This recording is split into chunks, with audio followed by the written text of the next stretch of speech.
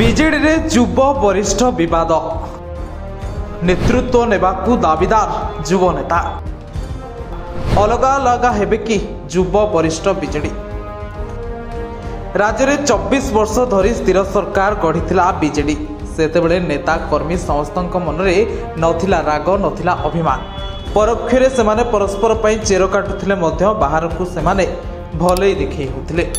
नवीन को नेतृत्व में सबू जेमिति आज्ञाधीन भाव में काम करुथिले हेले एहारी भितरे शासन को हटिबार दिन केईटा भितरे दलीय नेतांक भितरे देखिबाकू मिलिलानी शीतल युद्ध। केवल शीतल युद्ध नुहे किछि दिन तले शंख भवन में महिला गोष्ठी सीधा हाथाहाथी होइथिबा सामना को आसिथिला। एही घटना राज्यर प्रमुख गणमाध्यम हेडलाइन पलटिथिला। आउ सेतेबेले समयरू असंतोष थिबा नेता माने एबे क्षमता जिबा परे सीधा आसी निजर अभियोग दल संपर्क में बिना भयरे विष उगाड़िला भली उगाड़ुछंती। डर रे पार्टी फिटाउ नथिबा नेता खुला खुली निजर असंतोष प्रकाश करिबा आरंभ कर दैछंती। 2027 रे राज्य रे पंचायत निर्वाचन अनुष्ठित हेबा आउ एथिपई एबेठू प्रस्तुत हेलानी सबु दल किंतु सबुबेले सामना को आसुची बीजेडी रके। एहा पूर्वरु दलीय फाट देखि छानिया हेलेनी बीजेडी सुप्रीमो पुणी पदारे पड़ी बीजेडी फाट।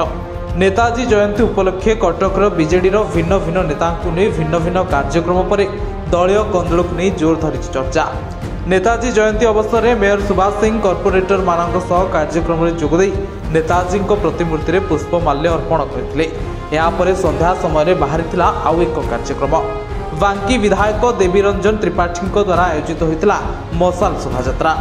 आउ देवी आयोजित शोभायात्रा सामिल होते सांसद देवाशीष सामंतराय एवं पूर्वतन विधायक चंद्र सारथी बेहरा। एथिसह जिला बाहर अनेक युव नेता तथा पूर्वतन विधायक जोग देइथिले। प्रणव बलवंत राय, अंशुमान महांती, पुरी विधायक सुनील महांती और रुद्र प्रताप महारथी उपस्थित थिले।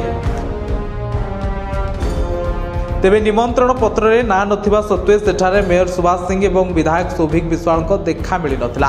राजनैतिक कॉरिडोर रे होतबा चर्चा अनुसार कार्यक्रम पई होतबा निमंत्रण कार्ड रे प्रथमे सुभाष सिंह को ना शामिल होई नथिला। एहा जानिबा परे खप्पा होइथिले मेयर सुभाष सिंह। एहा परे तांको समर्थकक विरोध परे पुणी तांको ना जोड़ी नुआ कार्ड छपा जाइथिला। तेबे एने सौभिक प्रतिक्रिया मिली पारि नाही। अन्यपक्षे विधायक देवीरंजन त्रिपाठी कहते कार्यक्रम को समस्त को डक जाइथिला। व्यक्तिगत कारण जो बोधहुए किसी नेता एथिरे जोग दे पारना। तेबे एभली परिस्थिति एमानक हरकत दल सुप्रीमो नवीन को चिंता बढ़ाई किभली एते असंतोष और दलर शीतल युद्ध को प्रतिहत करिवे नवीन ताहा एबे नवीन को पाई एक बड़ चैलेंज। ब्यूरो रिपोर्ट उत्कल प्रतिदिन।